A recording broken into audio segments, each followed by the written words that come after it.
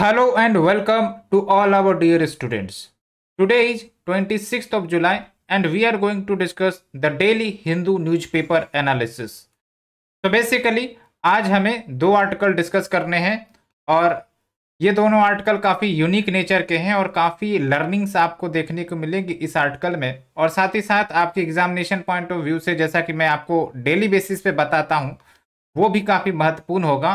Because ये जो दो आर्टिकल है, एक तो आपका वल्नरेबल सेक्शन जो आपका जीआईजी वर्कर है, जिज वर्कर जिसको आप कहते हो, है ना, उससे रिलेटेड है, और दूसरा आपका इन्वायरमेंटल कंसर्न से रिलेटेड है कि किस प्रकार से हम आने वाले समय में जो इंडस्ट्रीज से पॉल्यूशन होती है या फिर आपका जो एग्रीकल्चर सेक्टर सबसे पॉल्यूशन होता है उस सब को हम किस प्रकार से मिनिमाइज कर सकते हैं। तो our focus area will be on first article that deals with gig workers. ठीक है, और जिज वर्कर्स का न्यूज इसलिए है because Rajasthan is the first state जिन्होंने जिज वर्कर्स के सोशल सिक्योरिटी के लिए एक्ट पारित किया।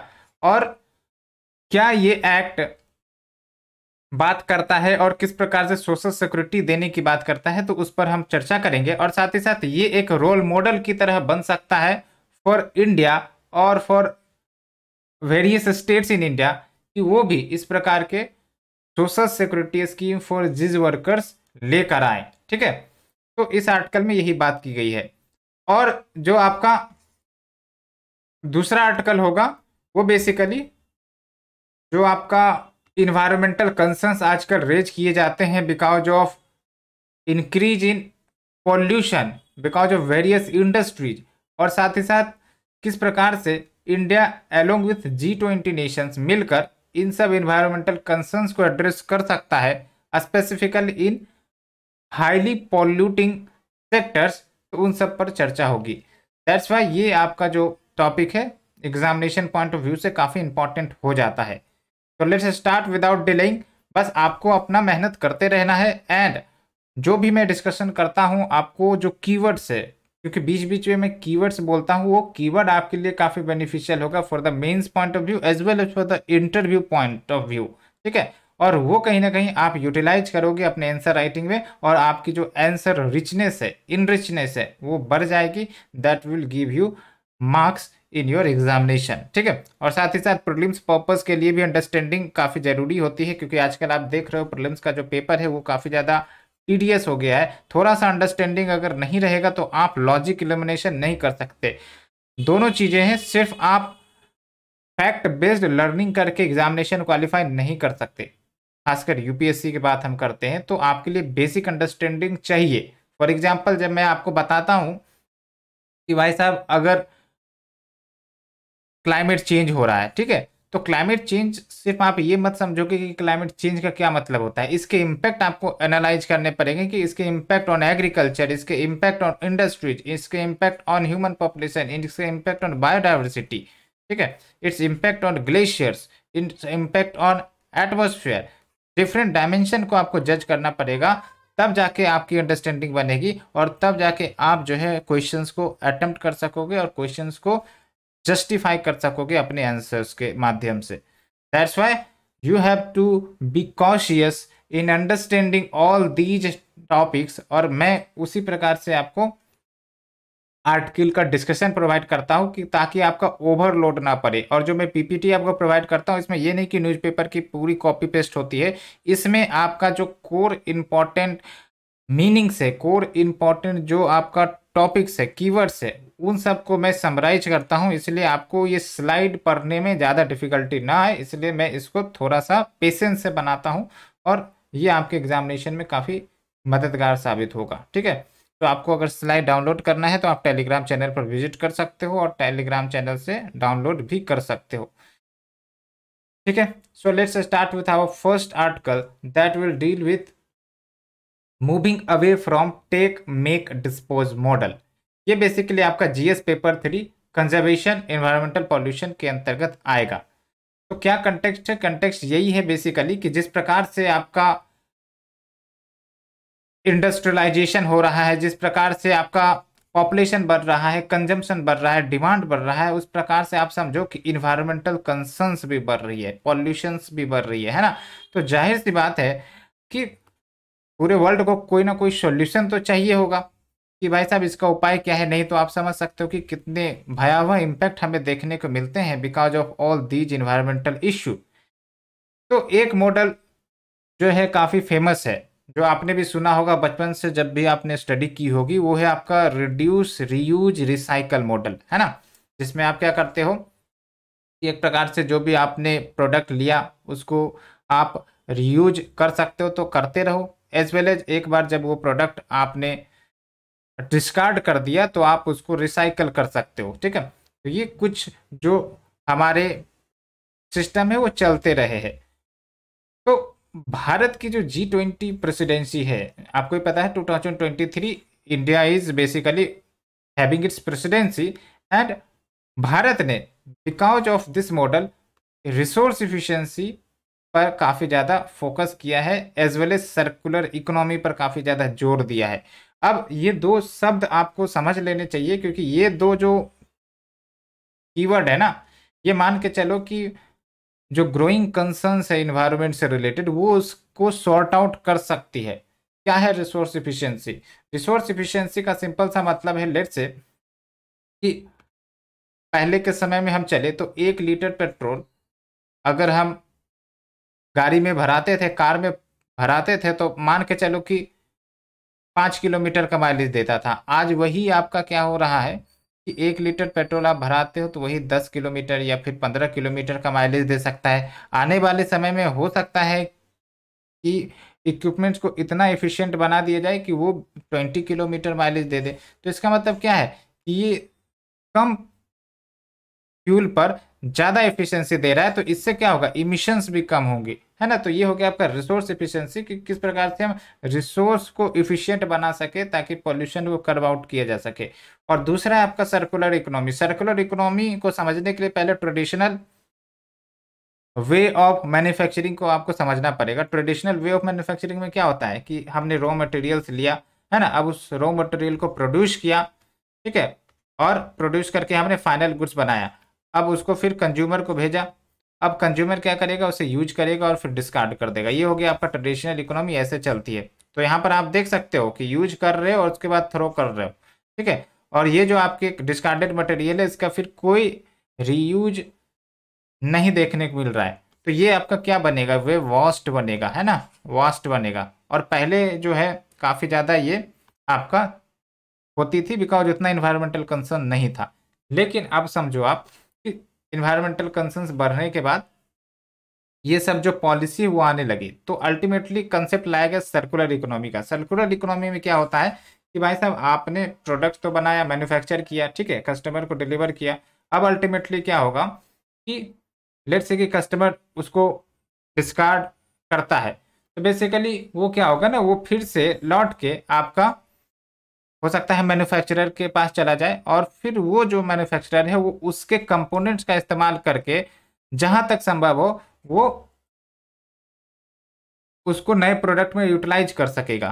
तो इससे क्या होगा कि लेट्स से कि कोई प्रोडक्ट थी, ठीक है, अब उसमें हमें बनाना था तो मटेरियल की रिक्वायरमेंट थी। लेट्स से कि कोई मोबाइल फ़ोन बनाना है, ठीक है, अब उसमें एक एलईडी की रिक्वायरमेंट होगी, मतलब जो आपका डिस्प्ले है उसकी रिक्वायरमेंट होगी। अब अगर ट्रेडिशनल इकोनॉमी के आधार पर चलते तो क्या होता, हमें नया एलसीडी या डिस्प्ले मैन्युफैक्चर करना पड़ता, ठीक है। तो उसके लिए इन्वायरमेंटल कंसर्न्स और इन्वायरमेंटल पॉल्यूशन सब होते, ठीक है, एनर्जी की रिक्वायरमेंट होती।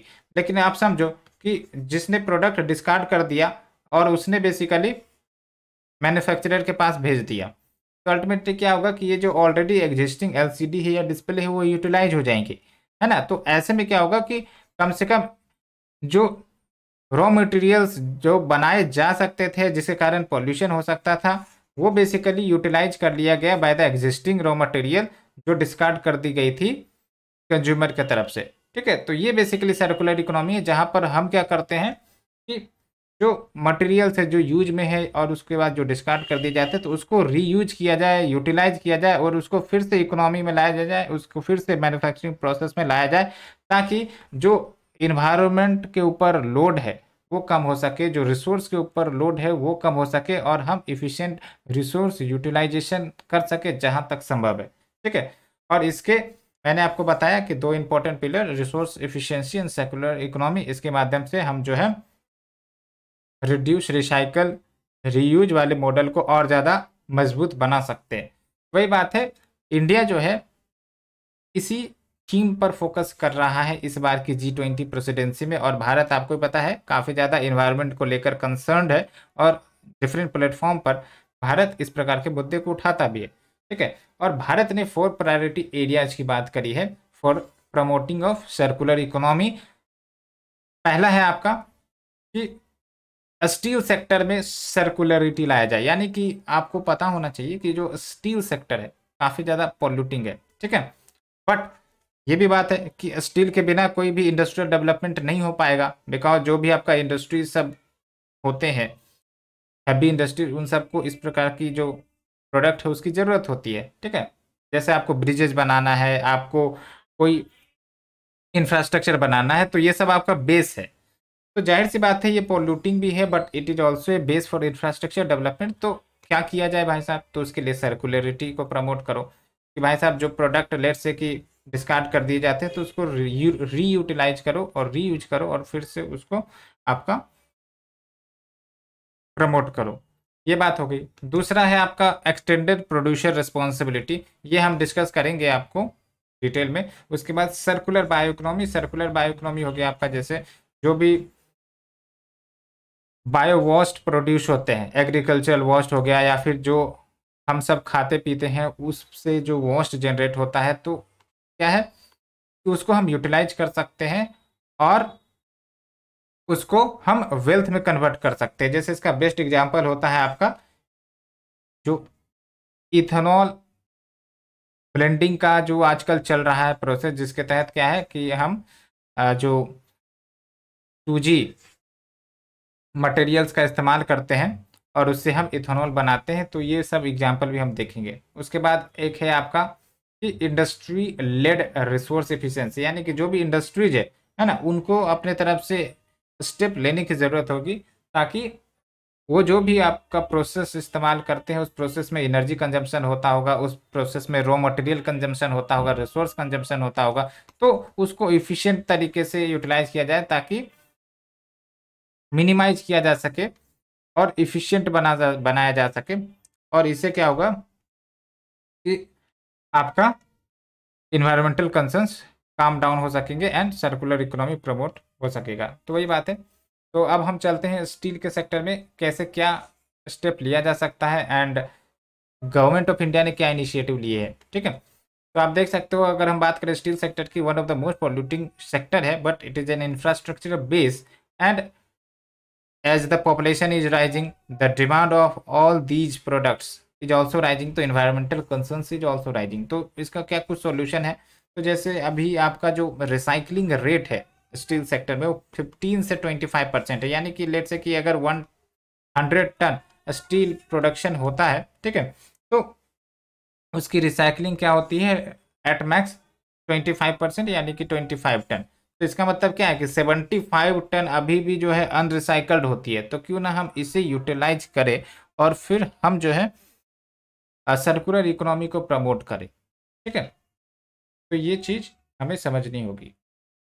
अब दूसरी बात है आपका इफिशियंट यूटिलाइजेशन। इफिशियंट यूटिलाइजेशन मैंने बोल दिया कि जितनी ज़रूरत है उस अनुसार आपको रिसोर्सेज का यूटिलाइज करना है। ऐसा नहीं कि अगर आपका कोई ब्रिज बना रहे हैं तो रिक्वायरमेंट है आपका 2 टन का, तो हम 4 टन इस्तेमाल कर रहे हैं, तो ऐसा नहीं होना चाहिए। हाँ, ये बात है कि हम टेक्नोलॉजी का सहारा ले सकते हैं। ठीक है, हम इनोवेशन का सहारा ले सकते हैं कि कैसे हम जो रिसोर्स की डिमांड है उसको कम कर सके, बट मेंटेनिंग द क्वालिटी। तो ये बात यहाँ से निकल कर आती है। As well as transitioning towards a circular steel sector, it is a key strategy to tackle steel sector emission. बिल्कुल, स्टील सेक्टर में काफ़ी ज़्यादा पॉल्यूशन होता है, आपको पता है काफ़ी हार्मफुल गैसेस रिलीज होती है। तो अगर हम सर्कुलर स्टील सेक्टर की तरफ जाते हैं तो वो हमारा स्टील सेक्टर इमिशन को कंट्रोल कर सकता है।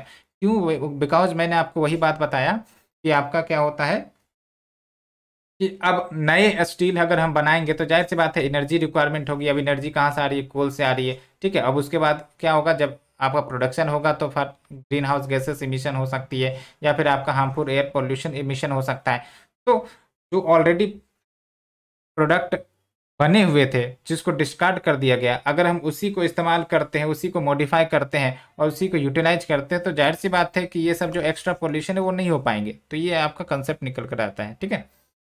उसके बाद क्या है कि जो अभी आपका G20 प्रेसिडेंसी चल रही है भारत के पास है, तो भारत जो है इसका फायदा उठा सकता है। और साथ ही साथ जो G20 मेंबर नेशंस है उसके बीच कोलैबोरेशन करके जो है क्या क्या नए नए आइडियाज हो सकते हैं कि भाई साहब आप कैसे अपने पॉल्यूशन को कंट्रोल करते हो, आप कैसे circular economy steel sector promote करते हो। तो इस प्रकार के जो आपके कंट्रीज है वो अगर आइडियाज शेयर करेंगे, इन्फॉर्मेशन शेयर करेंगे, टेक्नोलॉजी शेयर करेंगे, है या टेक्नोलॉजी ट्रांसफर करेंगे, तो डेफिनेटली ये मदद करेगा सर्कुलर स्टील सेक्टर की तरफ। और साथ ही साथ भारत ने बेसिकली जो प्रेसिडेंसी डॉक्यूमेंट रिलीज किया on the circular economy in the steel sector, ये एक ब्लूप्रिंट है जो बताता है कि हम आने वाले समय में कैसे नेट जीरो पाथवे की तरफ आगे बढ़ सकते हैं। नेट जीरो पाथवे का मतलब क्या होता है? बेसिकली इसके अंतर्गत क्या है कि जितना हम ग्रीन हाउस गैस इमिशन कर रहे हैं ना, उतना ही हम इसको कंज्यूम कर ले, ठीक है। तो इससे क्या होगा कि इन्वायरमेंट में जो आपका इमिशन होगा वो नेट जीरो हो जाएगा। हम इमिशन तो कर रहे हैं लेकिन हम उतना ही इसको कंज्यूम कर ले रहे हैं in the form of various technology, जैसे होता है ना एफोरेस्टेशन के माध्यम से, ठीक है। और भी है, तो ये सब बातें हो गई। और एक बात और कि इंडिया जो है वो एक्सटेंडेड प्रोड्यूसर रिस्पॉन्सिबिलिटी फ्रेमवर्क पर भी इम्फेसाइज करता है। भारत कहता है कि भाई साहब जो एक्सटेंडेड प्रोड्यूसर रिस्पॉन्सिबिलिटी है ना, ये काफ़ी बड़ा रोल मॉडल है in achieving the circular economy, in achieving the resource efficiency. कैसे? बिकॉज एक्सटर्नल प्रोड्यूसर रिस्पॉन्सिबिलिटी का क्या मतलब होता है? बेसिकली क्या है कि जो प्रोड्यूसर है ना उसकी रिस्पॉन्सिबिलिटी बनती है कि लेट्स से कि कोई प्रोडक्ट अगर डिस्कार्ड हो जाता है कंज्यूमर के द्वारा, तो बेसिकली वो अब उस प्रोडक्ट को मंगा ले अपने पास और फिर उस प्रोडक्ट में जो भी यूजफुल मटेरियल्स है उसको यूटिलाइज करके फिर से उसको इकोनॉमी में लाया जा सके और उसको यूटिलाइज किया जा सके प्रोडक्ट फॉर्मेशन में, ठीक है। जैसे आपने देखा होगा कि आजकल जब आप अमेजन या फ्लिपकार्ट पर शॉपिंग करते हो तो नीचे लिखा रहता है एक्सचेंज योर प्रोडक्ट, है ना। जैसे हो सकता है कि आपने कोई लैपटॉप खरीदना है और पता चला कि आपका पहले से ही लैपटॉप है जो 4-5 साल पुराना है और वो ख़राब हो चुका है बट वर्किंग कंडीशन में, तो क्या होगा कि आपको वो एक्सचेंज रेट वैल्यू प्रोवाइड करेगा, ठीक है। अब कंपनी ने आपको ये पैसे प्रोवाइड किए, अब बदले में ये प्रोडक्ट कंपनी के पास चले जाएंगे, लेकिन कंपनी के पास लेट से कि आपको जो प्रोडक्ट है उसमें जो आपका कीबोर्ड है वो अच्छे से वर्क कर रहा है, एलसीडी है वो अच्छे से वर्क कर रहा है, माउस अच्छे से वर्क कर रहा है, टच पैड अच्छे से वर्क कर रहा है, तो अल्टीमेटली कंपनी क्या करेगी, इसको यूटिलाइज कर लेगी अपने नेक्स्ट प्रोडक्ट मैन्युफैक्चरिंग में। तो ऐसे में क्या होगा कि नया मटेरियल बनाने से कंपनी बच जाएगी और इससे क्या होगा, इन्वायरमेंटल पॉल्यूशन भी नहीं होगा, है ना। जो इन्वायरमेंट पर लोड है, बर्डन है, वो भी नहीं आएगा। तो ये बेसिक फ्रेमवर्क है आपका एक्सटर्नल प्रोड्यूसर रिस्पॉन्सिबिलिटी, जिसको कहते हो आप एक्सटेंडेड प्रोड्यूसर रिस्पॉन्सिबिलिटी, ठीक है। तो आजकल तो ये प्लास्टिक पॉल्यूशन के केस में भी हो रहा है, जैसे आप देखते हो ना जो आपके मैन्युफैक्चरर है, जैसे आपके प्रोसेस्ड फूड के मैन्युफैक्चरर है, तो वो जो पैकेजिंग करते हैं प्लास्टिक में करते हैं, ठीक है। तो वो पूरा प्लास्टिक उनके पास लौट जाए ताकि वो फिर से उसको यूटिलाइज कर सके। तो इस प्रकार का भी कंसेप्ट अभी चल रहा है, ठीक है। तो ये बात हो गई। अब आते हैं दूसरी तरफ बायो इकोनॉमी में। तो बायो इकोनॉमी मतलब क्या हुआ? तो बायो इकोनॉमी का मतलब ये हुआ कि जो आपके बायो वेस्ट जनरेट होते हैं, ठीक है, तो उसको किस प्रकार से हम यूटिलाइज कर सकते हैं फॉर द वेल्थ क्रिएशन और फॉर द इंडस्ट्रीज, ठीक है। तो ये बेसिकली बायो इकोनॉमी के अंतर्गत आता है। तो बायो इकोनॉमी में एक सबसे इंपॉर्टेंट चीज़ आप देखते हो बायोफ्यूल्स, ठीक है। अब जैसे बायोफ्यूल्स क्या है कि जो आपका एग्रीकल्चर रेसिड्यू होता है, ठीक है, एग्रीकल्चर रेसिड्यू होता है और अल्टीमेटली स्पेसिफिकली हम बात करें इथेनॉल प्रोडक्शन की भारत में। तो इथेनॉल प्रोडक्शन कैसे होता है, जो आपका शुगर केन रेसिड्यू है ना, उसको यूटिलाइज किया जाता है इथेनॉल प्रोडक्शन में। तो ये क्या होगा कि लेट्स से कि जो आपका एग्रीकल्चर वॉश था वो बेसिकली क्या हुआ कि इथेनॉल प्रोड्यूसिंग प्लांट्स के पास गया और वहां से वो बायोफ्यूल प्रोड्यूस कर लिया। अब बायोफ्यूल क्या हो गया, तो ये तो इन्वायरमेंट को कोई लॉस नहीं पहुंचाएगा, ठीक है, जैसा कि आप फॉसिल फ्यूल में देखते हो। तो इससे क्या होगा कि we have the agriculture waste, but agriculture waste जो एक प्रकार से हमारे लिए कंसर्निंग सब्जेक्ट हो सकता था, इसको हमने वेल्थ में तब्दील करना शुरू कर दिया। आपने कंसेप्ट सुना होगा वास्ट टू वेल्थ वाला, तो वो वही है, ठीक है, कि हमने क्या किया कि जो भी हमारे पास बायोगैस जनरेट हो रहा है उसको हम डिफरेंट रिसोर्सेज में कन्वर्ट कर सकते हैं, जैसे बायोफ्यूल हो गया या फिर आपका अदर फ्यूल्स हो गया, ठीक है। तो वही बात यहाँ से निकल कर आती है कि effective implementation of extended producer responsibility specifically in the bio economy sector और द बायोफ्यूल, वो भी कहीं ना कहीं मदद करता है in promoting the growth of recycling infrastructure and streamlining the waste collection system. अगर ईपीआर नहीं होता तो आप समझो कि वेस्ट कलेक्शन सिस्टम की फिर रिस्पॉन्सिबिलिटी ही नहीं निकल कर आती। जो आपके प्रोड्यूसर है, जो वेस्ट जनरेटर है, वो फिर रिस्पॉन्सिबल ही नहीं होते कि उनके वेस्ट कलेक्ट किए जाए और फिर वो जो है उसको यूटिलाइज करे for the generation of biofuels और for recycling purpose.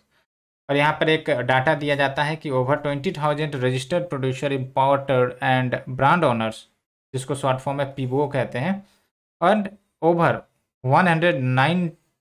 1900 plastic waste processors, वो अभी मौजूद है भारत के centralize extended producer responsibility portal पर, ठीक है। और इंडिया जो है इसे प्रमोट कर रहा है। और साथ ही साथ भारत ने कम्प्रिहेंसिव रूल लेकर आया है ई वेस्ट को लेकर, as well as battery waste management को लेकर, जो बताता है कि भारत जो है इस सेक्टर में काफ़ी प्रयास कर रहा है कि जो भी इन्वायरमेंटल कंसर्न्स है उसको मिनिमाइज कर सके, ठीक है। और फिर राइटर बोलते हैं कि भाई साहब देखो कि with the rise in population, जो बायोलॉजिकल रिसोर्सेज है ना, उसकी जो कंजम्पशन है वो बढ़ी है। जैसे आप फूड ग्रेन सब खाते हो, है ना, वो सब की डिमांड बढ़ी है बिकॉज पॉपुलेशन बढ़ा है, लगभग 2.5 टाइम्स बढ़ी है। तो उससे क्या हो रहा है, बायो वेस्ट जनरेशन भी तो काफ़ी हैप्पी हो रहा है। बायो वेस्ट में आपका municipal and industrial waste, agriculture residue, ये सब भी आ जाते हैं। तो इसको कैसे डील करना है ना, तो इसको ऐसे डील किया जा रहा है कि ये जो है प्रॉब्लम ना रहे, सॉल्यूशन भी बन जाए। क्योंकि ये वेस्ट जनरेट हो रहा है तो वो कहीं ना कहीं इन्वायरमेंटल डिग्रेडेशन में रोल निभाएंगे। तो इसका क्या सॉल्यूशन है, तो इसका सॉल्यूशन ये है कि जो आपका डिग्रेडेड लैंड है ना, जहाँ पर लैंड की क्वालिटी काफ़ी ख़राब है, तो वहाँ पर उस प्रकार के क्रॉप को आप उगाने लगो जो उतनी ज़्यादा क्वालिटी या फर्टिलिटी की डिमांड नहीं करते। जैसे मिलेट सबको प्रमोट करने की बात करी जाती है इन द ड्राई रीजन और in the less fertile reason, तो वो सब भी हो तो उससे क्या होगा, लैंड की फर्टिलिटी सब भी बनेगी, ठीक है। और उसके बाद दूसरा जो बोला जाता है कि बायो वेस्ट यूटिलाइजेशन किया जाए।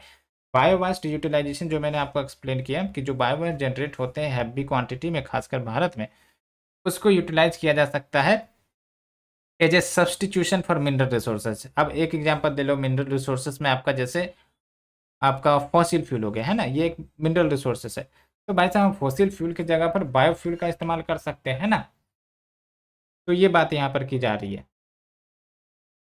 एंड भारत ने क्या इनिशिएटिव लिया है, जैसे एक और मैं आपको एग्जांपल देता हूँ। ये जो आपके भारत में जो कैटल की पॉपुलेशन है काफ़ी ज़्यादा है, ह्यूज पॉपुलेशन है कैटल की, और उससे आपका कैटल डंग भी काफ़ी ज़्यादा मात्रा में जनरेट होता है ना। तो क्यों ना ये जो कैटल डंग है इसको यूटिलाइज किया जाए, तो इससे क्या सिग्निफिकेंस होंगे। एक तो इससे आपका फर्टिलाइजर बन जाएगा, एक तो आपका इससे आपका गैस निकलेगा, है ना, जो आपके हीट जनरेशन में काम आएंगे, ठीक है। तो जिसको आप बायोगैस भी कहते हो, है ना। तो एक तरफ कंपोस्ट, एक तरफ बायोगैस, एक तरफ बायोफ्यूल, तो इन सब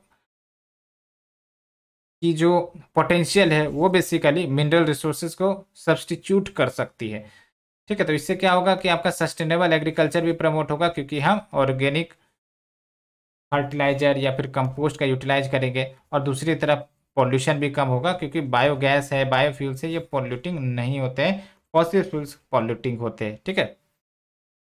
और इसके लिए भारत ने क्या इनिशिएटिव लिया है, जैसे प्रधानमंत्री जीवन योजना। इसके तहत क्या है कि बायो इथेनॉल प्रोजेक्ट्स को सेटअप करने के लिए गवर्नमेंट फाइनेंशियल सपोर्ट प्रोवाइड करती है ताकि 2G ethanol bio projects establish किए जा सके। ये मैंने आपको बता ही दिया है कि क्या होता है इथेनॉल प्रोजेक्ट। बेसिकली इससे क्या होता है कि जो आपका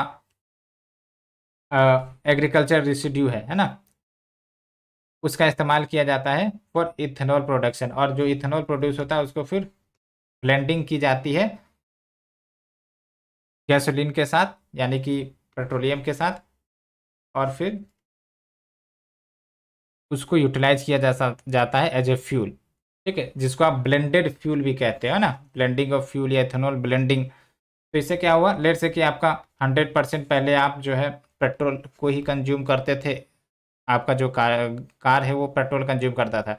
लेकिन इथेनॉल ब्लेंडिंग के बाद क्या हुआ कि हमने 10% इसमें इथेनॉल मिला दिया और 90% आपका पेट्रोल ही रहा। तो कम से कम ये जो 10% है वो तो एक प्रकार से पोल्यूशन क्रिएट नहीं करेगा। पहले 100% पोल्यूशन क्रिएट करता था, अभी क्या है 90% पोल्यूशन क्रिएट करेगा। आने वाले समय में टेक्नोलॉजी इतनी एडवांस हो जाए कि 90% की जगह पर हम 50% जैसे पेट्रोल यूज करें या 50% बायोथेनॉल यूज करें।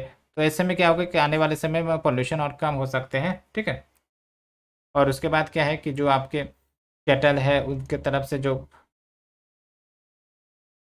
जनरेट होते हैं आपके केटल डंग, तो उस सब का इस्तेमाल किया जा सकता है।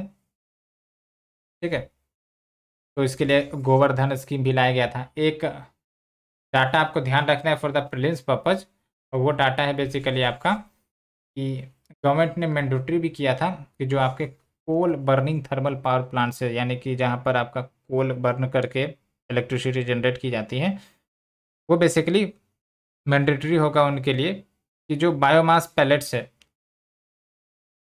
उसको यूटिलाइज किया जाएगा minimum 5% biomass pellets along with the coal. मतलब बायोमास पैलेट वही हो गया कि जो आपके एग्रीकल्चर रेसिड्यू है ना, अब उसको बायोमास पैलेट में कन्वर्ट कर दिया जाता है। एक प्रकार से यूँ कहो कि सॉलिड फॉर्म में कन्वर्ट कर दिया जाता है, और फिर जो आपका थर्मल पावर प्लांट है अब वो क्या करते हैं, कोल को डालते हैं टू जनरेट इलेक्ट्रिसिटी। तो कोल के साथ बायोमास पैलेट भी इंसर्ट किया जाएगा टू जनरेट इलेक्ट्रिसिटी। तो बेसिकली ये है ना। तो इससे क्या होगा कि पॉल्यूशन कम से कम हो सकेगी। तो ये बात है। अलॉन्ग विथ वेरियस इनिशिएटिव्स, जैसे आप देख सकते हो ओवर 500 फंक्शनल बायोगैस प्लांट्स अभी चल रहे हैं। तो इसने कहीं ना कहीं रूरल लाइवलीहुड को भी प्रमोट किया और सैनिटेशंस को भी इम्प्रूव किया, क्योंकि इससे क्या हो रहा है, अब पता चले कि बायो वेस्ट हर जगह पर मौजूद होने लगे तो कितना इश्यू निकलती है ना, डिजीज सब हो सकते हैं। तो ये अपना वेस्ट कलेक्शन सेंटर पर जाएगा, उसको फिर यूटिलाइज किया जाएगा, तो अपना क्या है कि सैनिटेशन भी इम्प्रूव होगी। उसके बाद अदर इनिशिएटिव लाइक सतत, जिसको आप कहते हैं sustainable alternative towards portable transportation, इसको लॉन्च किया गया था। इसके तहत बेसिकली कंप्रेस्ड बायोगैस के यूटिलाइजेशन को प्रमोट करने की बात कही in the vehicles as an alternative green transportation. ठीक है, और इंडस्ट्री कोलिशन पर क्या बात करी गई, देखो अब जो है डेवलपिंग कंट्रीज हो या डेवलप कंट्रीज हो, जाहिर सी बात है कि इंडस्ट्रीज तो है ही। अब इंडस्ट्रीज वेरियस सेक्टर में है। अब ये इंडस्ट्रीज जो है वो भी तो पोल्यूशन क्रिएट कर सकते हैं, है ना। जैसे अभी हमने स्टील सेक्टर का नाम लिया, ठीक है, तो ऐसे बहुत सारे इंडस्ट्रियल सेक्टर हो सकते हैं जो पोल्यूशन क्रिएट कर सकते हैं। तो ऐसे में क्या किया जाए, इनके लिए क्या किया जाए, तो बेसिकली ये है कि ये जो इंडस्ट्रीज है ना, ये रिसोर्स इफिशिएंसी और सर्कुलर इकोनॉमी को प्रमोट करे, है ना। क्योंकि रिसोर्स एफिशिएंसी रहेगी तो जाहिर सी बात है कि कम एनर्जी पर आपका ज़्यादा प्रोडक्शन हो सकता है और आप कम प्रोडक्शन कर सकते हो। ठीक है, by not compromising the quality. और सर्कुलर इकोनॉमी के बारे में तो हमने बता दिया। तो भारत जो है इंडस्ट्री कोलिशन की बात करता है। ठीक है, इंडस्ट्रियल कोलिशन होगा, जैसे G20 मेंबर कंट्रीज है, वहाँ में बहुत सारे डेवलप्ड कंट्रीज भी है। ठीक है, तो उनके इंडस्ट्रीज बहुत सारे स्टेप्स लेते होंगे, है ना। आइडियाज उनके पास होता होगा कि वो कैसे अपने यहाँ पॉल्यूशन कंट्रोल करते हैं। ठीक है, तो वो आइडियाज एक्सचेंज होया जा सकता है। अलॉन्ग विथ फाइनेंसिंग की भी इशू होती है, तो वो भी हैंडल हो सकती है by collaboration. And also proactive private sector engagement भी देखने को मिल सकता है। तो ये इंडस्ट्री कोalition पर बात कही गई है। तो वे फॉरवर्ड वही है कि G20 जो है काफ़ी इंपॉर्टेंट प्लेटफॉर्म हो सकता है for collaboration in addressing these issue that we are discussing, ठीक है, as well as presenting the solution. Because अब G20 है, ये क्या है, आपके एसोसिएशन है 20 कंट्रीज के, specifically 19 countries and 1 European union है बेसिकली इसमें। तो जाहिर सी बात है कि आइडिया एक्सचेंज होगा, है ना, इनिशिएटिव्स होंगी, कोलेबरेटिव एक्शन हो सकेगा, तो जो आपके इन्वायरमेंटल कंसर्न है वो एड्रेस हो सकेंगे। बिकॉज इस प्रकार का जो मुद्दा है ग्लोबल लेवल पर ही एड्रेस होता है, एक कंट्री नहीं कुछ कर सकती, ठीक है। तो ये जो आपका resource efficiency and circular economy, ये जो दो पिलर है ना, for the reduce recycle reuse, ये एक की सॉल्यूशन निकल कर आ रहा है in addressing the triple planetary crisis या triple planetary challenges. It is very important keyword, रट लेना है आपको, ठीक है। और ट्रिपल प्लेनेटरी चैलेंजेज में क्या होता है आपका, एक तो आपका एयर पोल्यूशन, दूसरा आपका बायोडाइवर्सिटी लॉस और तीसरा आपका क्लाइमेट चेंज। ये ट्रिपल प्लेनेटरी क्राइसिस है जो अभी फिलहाल हमारे प्लेनेट को काफ़ी ज़्यादा परेशान कर रही है। आप देख सकते हो इसके इम्पैक्ट आपको हर जगह देखने को मिलेंगे। दिल्ली में देख लो एयर पोल्यूशन है, क्लाइमेट चेंज का तो इम्पैक्ट आप देख ही रहे हो, excessive flooding, drought, cyclone formation and it's frequency, ठीक है। तो ये बात हो गई। बायोडाइवर्सिटी लॉस तो हो ही रही है, तो ये हमने डिस्कस किया। Now we move to the second article that deals with the gig worker. तो देखो गिग वर्कर को सबसे पहले आपको समझना पड़ेगा कि गिग वर्कर कहते किसको है। तो हम आपके एग्जाम्पल से समझाते हैं। जैसे आप जो है ओला बुक करते हो, है ना, उबर बुक करते हो, या फिर कोई प्रोडक्ट आप ऑर्डर करते हो on E shopping platform Flipkart Amazon, तो आपको जो डिलीवरी करता है उस प्रोडक्ट का वो है कौन, ठीक है। जो ड्राइवर है ओला या उबर का, है ना, वो कौन है, तो उन्हीं को हम गिग वर्कर कहते हैं, ठीक है। अब गिग वर्कर का कंसेप्ट क्या निकल कर आता है, गिग वर्कर का कंसेप्ट ये निकल कर आता है कि भाई साहब क्या है ना, कि जो ट्रेडिशनल एम्प्लॉय और एम्प्लॉय का रिलेशनशिप होता है वो आपको गिग वर्कर के अंतर्गत नहीं देखने को मिलेगा। यानी कि यूँ कह सकते हो कि आपने काम किया और आपका रिलेशन विद द एम्प्लॉयर ख़त्म, ठीक है। ये बात निकल कर आती है गिग इकोनॉमी में।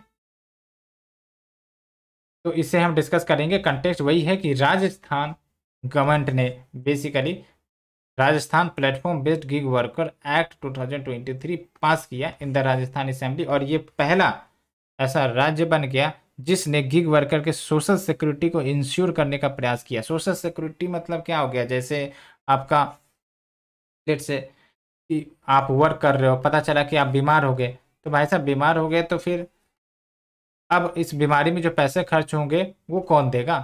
तो बेसिकली आपका अगर सोशल सिक्योरिटी के अंतर्गत कवर हो तो वो बेसिकली कंपनी प्रोवाइड करती है, यही है ना।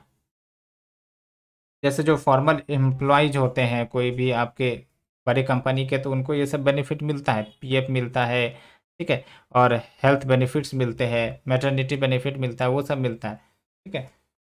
लेकिन बात वही निकल कर आती है कि जी वर्कर जो है ना कुछ नया कंसेप्ट है। तो इसमें क्या है, ट्रेडिशनल एम्प्लॉय एम्प्लॉयर का रिलेशनशिप देखने को मिलता ही नहीं है, ठीक है। बस वही है कि काम करो और फिर जितना आप काम करोगे, यानी कि लेट से कि कोई भी डिलीवरी हुआ है, अब लेट से कि 5 प्रोडक्ट डिलीवर करता है, ठीक है, तो उसको उसके पैसे मिलेंगे। 10 प्रोडक्ट डिलीवर करता है तो उसको वैसे पैसे मिलेंगे। ऐसा नहीं कि मंथली सैलरी रहेगी इनको और फिर पेंशन मिल सकता है या फिर आपका पीएफ कटेगा, ऐसा कुछ इसमें नहीं देखने को मिलता है, ठीक है। दैट्स वाई इनकी जो जॉब सिक्योरिटी है वो भी नहीं रहती है। अब आज काम कर रहे हैं, पता चला कल काम नहीं करेंगे, हटा दिया गया, तो ये सब भी देखने को मिल सकता है। तो दैट्स वाई ये जो सोशल सिक्योरिटी स्कीम लाया गया, it's unique in concept and because it provide social security to gig workers. तो जिज वर्कर के बारे में मैंने आपको बताया, it is based on number of task या transactions performed by the worker, ठीक है। तो उसका इनकम उस हिसाब से डिसाइड होता है, जैसे मैंने आपको बता दिया। अब ओला उबर में क्या है कि ड्राइवर ने जितने सवारी बेसिकली पहुंचाए या फिर जितना उनको कस्टमर मिला उस हिसाब से उसका पैसा बनेगा, ठीक है। और यहाँ पर जो आपके कैब ओला है, उबर है, ये सब क्या एग्रीगेटर है, ठीक है। एग्रीगेटर है, एग्रीगेटर मतलब वो एम्प्लॉयर नहीं है। क्यों? एग्रीगेटर में क्या हो गया कि गाड़ी तो ऑनर की ही है, ठीक है। बस ये जो ओला उबर है ये क्या कर रहा है, एक प्रकार से आपको कस्टमर से जोड़ दे रहा है, यानी कि जो ड्राइवर है उसको कस्टमर से जोड़ दे रहा है। तो वही ये एग्रीगेटर बोलते हैं कि भाई साहब हम तो बस कनेक्टिंग कर रहे हैं, हम कहाँ एम्प्लॉयर है, हम एम्प्लॉय थोड़ी ना कर रहे हैं, अब जिसको कनेक्ट करना है आए, ठीक है। तो ये सबसे बड़ा इशू निकल कर आता है इसमें। तो इसलिए इनको सोशल सिक्योरिटी प्रोवाइड करने का प्रयास किया गया। क्यों? और भी बहुत सारे कारण हैं। एक तो ये है कि ट्रेडिशनल एम्प्लॉय एम्प्लॉयर रिलेशनशिप इस जिस इकोनॉमी के अंतर्गत हमें नहीं देखने को मिलती है। और सबसे इंपॉर्टेंट बात ये माइन्यूट कंट्रेक्चुअलाइजेशन ऑफ वर्क है ना, एक प्रकार से आप समझो ये कंट्रेक्चुअल वर्क ही हो गया ना, but contractual in the sense कि और भी शॉर्ट पीरियड के लिए कॉन्ट्रैक्ट हो गया। जैसे नॉर्मली कोई कॉन्ट्रैक्ट होता है तो 1 महीने 2 महीने या 3 साल या 4 साल। अब इसमें क्या है कि लेट से कि आप एक दिन की भी सिक्योरिटी इंश्योर नहीं कर सकते। आज आपने काम किया, पता चला कि कंपनी आपको विद्रॉ कर सकती है ना। हो सकता है कि कोई कस्टमर है वो बेसिकली ट्रेवल कर रहा है और उसने रिव्यू डाल दिया गलत, है ना। ऐसे में 10 गलत रिव्यू डाल दिया तो एक प्रकार से निगेटिव इमेज बनेगा उस ड्राइवर के प्रति, और हो सकता है कंपनी उसे विद्रॉ कर ले। तो ये सब चीज़ें चलती है, ठीक है। तो माइन्यूट कंट्रोलाइजेशन ऑफ द वर्क, जहाँ पर एम्प्लॉयर जो है वो सारी रिस्पॉन्सिबिलिटी से दूर भाग जाते हैं, एक्सेप्ट कि बस उनको टास्क देना रहता है कि हाँ भाई ये तुम्हारा टास्क है, इसको कंप्लीट करो, पैसे लो और जाओ, ठीक है। तो एक प्रकार की डिजिटल पनिशमेंट है या डिजिटल डिसमिसल है कि आप आसानी से हायर फायर कर सकते हो। तो एम्प्लॉय की कोई रिस्पॉन्सिबिलिटी देखने को नहीं मिलती है फॉर वेजेज, वर्किंग कंडीशंस और the social security. Social security में वही मैंने आपको बताया, हेल्थ रिलेटेड बेनिफिट्स या फिर कोई इमरजेंसी हो गए तो लीव लेना है ना, पेड लीव लेना है। तो इस प्रकार की जो सोशल सिक्योरिटी ये नहीं देखने को मिलती है, जबकि ये वर्क करते हैं दिन रात, है ना। बिकॉज इनका जो वर्क है वो क्या है, परफॉर्मेंस पर आधारित है, जितना वर्क करोगे उतना आपको मिलेगा। तो इसीलिए क्या होता है, एक साइकोलॉजी रहती है कि चलो और ज़्यादा कर लेते और ज़्यादा कर लेते, तो 12 घंटे 13 घंटे 14 घंटे वर्क करते हैं, ठीक है। फिर भी इनको सिक्योरिटी नहीं मिलती है, ये बात है। तो बात वही राइटर कहते हैं कि who will ensure it's dignity. तो दैट्स वाई राजस्थान का जो लॉ लाया गया है वो एक प्रकार से इंपॉर्टेंट ब्रेक थ्रू है, जिसको एक प्रकार से रोल मॉडल के रूप में इस्तेमाल किया जा सकता है for the states, for the country as a whole. And also company advantage उठाती है because of the rising unemployment. अभी क्या है कि अनएम्प्लॉयमेंट रेट काफ़ी ज़्यादा है। अब क्या होता है ना कि अब जिस इकोनॉमी सब में कौन वर्क करना चाहेगा, जाहिर सी बात है जिनकी इनकम क्राइसिस है ना। अगर अच्छा इनकम इनको कोई जॉब में मिलती तो फिर इसको इधर आने की ज़रूरत नहीं पड़ती। दैट रिप्रेजेंट्स कि अनएम्प्लॉयमेंट जो है काफ़ी ज़्यादा है, और because of this company takes advantage of it, and इनको कोई भी बेनिफिट्स नहीं दी जाती हैं। और जो आपका वर्कर है इनकी भी अपनी डिलेमा रहती है, क्योंकि इनको भी पैसे तो अर्न करने हैं, ये बातें हैं। उसके बाद ये कहा जाता है कि जो राजस्थान ने मॉडल लाया है ये basically it is based on herbal model. तो हर्बल मॉडल को समझते हैं, ये आप केस स्टडी के रूप में यूज कर सकते हो, एग्जाम्पल के रूप में यूज कर सकते हो। तो जो हर्बल मॉडल है ना, ये कंसेप्ट आपका आज से ठीक 60 साल पहले चल जाओ, महाराष्ट्र में बेसिकली वैसे लोग जो अपने शरीर पर, कंधे पर जो बोरा होता है ना, जिसको आप कहते हो जूट बैग्स, उसमें जो सामान भरे होते थे वो सब को वो लोड करते थे, ठीक है। और बेसिकली शॉपकीपर्स को डिलीवर करते थे। तो इसमें कौन इन्वॉल्व होता था, इसमें मर्चेंट इन्वॉल्व होते थे, शॉपकीपर इन्वॉल्व होता था, वर्कर इन्वॉल्व होता था, ठीक है। अब बेसिकली क्या होता था कि जो मर्चेंट है ना, वो तो आपका क्या है, व्यापारी है।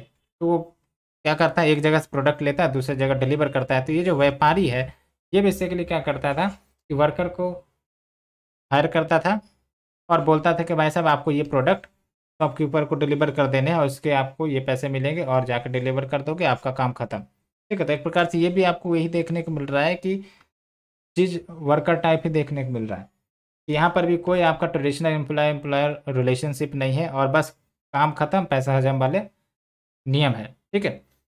तो अब जो लोग हैं अब वो तो बेसिकली थोड़ा कंसर्न हो गए कि भाई साहब ये कैसे चलेगा, हमें कुछ सोशल सिक्योरिटी सब नहीं मिलती है। तो इन्होंने क्या किया, एक यूनियन बना लिया। ठीक है, यूनियन का नाम है हमल पंचायत, महाराष्ट्र में। ठीक है, और इस यूनियन के माध्यम से इनको बार्गेनिंग पावर मजबूत हो गई। अब ये बार्गेनिंग कर सकते थे कि भाई साहब हमें भी सोशल सिक्योरिटी सब दो, हमारा एक्सप्लॉयटेशन होता है। तो because of this union as well as with the help of बाबा अधब, दे डिमांडेड कि हमारे लिए लॉ लाया जाए। तो ultimately because of the collective bargaining power, law भी इनको लाया गया, और इस लॉ के अंतर्गत मठाडी बोर्ड क्रिएट किया गया। जैसे अभी ये जो राजस्थान के एक्ट है उसमें आपका बोर्ड क्रिएट किया गया है ना, उसी तरीके से ये मठाडी बोर्ड क्रिएट किया गया था, और इसके तहत वर्कर्स और मर्चेंट्स को रजिस्टर किए जाते। तो ऐसे में क्या था, एक नियम हो गया था कि लेट से कि जो आपके वर्कर है उन्होंने शॉपकीपर को जो सामान है वो डिलीवर किया। ठीक है, तो इससे क्या हुआ, जो उसको फीस मिलने थे, पैसे मिलने थे, वो उसको दिया गया। लेकिन इस लॉ में ये बोला गया था कि ठीक है, आप जो है फीस जो आप दोगे ना उसको पहले आप अपने पास रखो, और फिर उसमें आप क्या करो कि एक लेवाई करो, यानी कि एक प्रकार से फीस कलेक्ट करो, और ये दोनों जो अमाउंट है ना उसको आपको डिपॉजिट करना होगा विथ द बोर्ड। ठीक है, और बाद में क्या करना है कि जो बोर्ड है, जो पैसे आए हैं, एक तरफ वेज है, एक तरफ आपका लेवाई से जो पैसा आया है, तो वेज जो है मंथली के रूप में दे दिया जाएगा, और जो लेवाई है उससे आपका सोशल सिक्योरिटी बेनिफिट दे दिया जाएगा। ठीक है, तो सोशल सिक्योरिटी बेनिफिट में आपका हेल्थ बेनिफिट्स मिल जाएगा। ठीक है, एजुकेशनल के लिए इंसेंटिव्स दी जाने लगेगी। तो ये आपका मॉडल निकल कर आया है। ठीक है, तो ये जो ट्राइपार्टाइट बोर्ड था जिसकी बात हमने की, इसमें आपका यूनियन का रिप्रेजेंटेशन था, एम्प्लॉयज़ का रिप्रेजेंटेशन था, गवर्नमेंट का भी रिप्रेजेंटेशन था, और अल्टीमेटली इस माध्यम से collective deliberation, negotiation and bargaining power जो वर्कर की हो मजबूत हुई। तो वही कहा जाता है कि राजस्थान ने कहीं ना कहीं ये फॉर्मुलेशन वहीं से लिया है। और यहाँ पर क्या है राजस्थान के मॉडल में कि एक बोर्ड इस्टेब्लिश किया गया और एक सोशल सिक्योरिटी फंड इस्टेब्लिश किया गया। बोर्ड जो है वो आपका ग्रीवेंस रिड्यूशल मैकेनिज्म, साथ ही साथ registration of workers and the aggregators वो किए जाएंगे। और बोर्ड में आपका बेसिकली जो स्टेट गवर्नमेंट के रिप्रेजेंटेटिव है, एग्रीगेटर के रिप्रेजेंटेटिव है, और जो आपके वर्कर रिप्रेजेंटेटिव है वो होंगे। और जो सोशल सिक्योरिटी फंड क्रिएट किया गया है ये बेसिकली क्या है कि इसके तहत जैसे कोई ट्रांजैक्शन हुआ, ट्रांजैक्शन मतलब समझ लो कि जैसे जो आपका कोई ओला ड्राइवर है, ठीक है, उसने क्या किया कि एक कस्टमर को अपना सर्विस दिया, उसके बाद उसको पैसे मिले लेट से 100 रुपी। तो 100 रुपी तो वो हो गया आपका ट्रांजैक्शन प्राइस, लेकिन उसी का कुछ सर्टेन पोर्शन एज ए फ़ी रखना पड़ेगा। तो लेट से कि 10% फी कलेक्ट किया गया तो इसका 10 रुपये हो गया। ठीक है, ये जो आपका 100 रुपी है तो उनको वेज के रूप में मिल जाएगा। लेकिन ये जो 10 रुपये है ना, और साथ ही साथ नंबर ऑफ ट्रांजेक्शन हो गए, ये तो एक ट्रांजेक्शन मैंने बताया, हो सकता है एक दिन में वो 10 ट्रांजेक्शन करते हो गए, उस प्रकार से वो 100 रुपये हो गए। ठीक है, तो ये जो है आपका लेवाई या फीस, ये बेसिकली हेल्प करेगा to fund the social security scheme for the gig worker. तो ये बेसिक कंसेप्ट है आपका। ठीक है, तो होप यू अंडरस्टूड। कंक्लूजन के रूप में वही है कि भाई साहब आने वाले समय में हो सकता है कि वर्कर्स के लिए एज वेल एज वर्क जो आप देखते हो ट्रेडिशनल वर्क, वो सब के लिए एक थ्रेट हो सकता है। बिकॉज आने वाले समय में आपको ही पता है artificial intelligence and automatic computing system ये सब चल रहा है। तो आने वाले समय में जो अभी प्रेजेंट डे वर्क है उसको भी थ्रेट पहुंच जाए, तो क्या होना है कि ये एक प्रकार से जो आपका एक्ट लाया गया राजस्थान गवर्नमेंट का वो इंस्पिरेशन है कि डिस्पाइट आपका कोई भी थ्रेट आ जाए, लेकिन गवर्नमेंट अगर तैयार है तो फिर जो क्रिएटिव वर्क है ह्यूमन का या फिर फेयर वर्क है ह्यूमन का, वो इंट्रेंसिक है ह्यूमन नेचर का, एंड जो गवर्नमेंट है उसे प्रोटेक्ट करने की ज़रूरत है इन सब को, जैसा कि राजस्थान गवर्नमेंट ने किया। तो ये बेसिक चीज़ है, और जस्टिस एंड इक्वलिटी प्रमोट तो होगी ही। ठीक है, ये चीज़ हमने देखा, ये आपका कंप्लीट टोटल आर्टिकल हमने डिस्कस कर लिया। Hope you understood in basic as well as details. तो आज के लिए फ्रेंड्स इतना ही। We will meet for the next series. Thank you very much.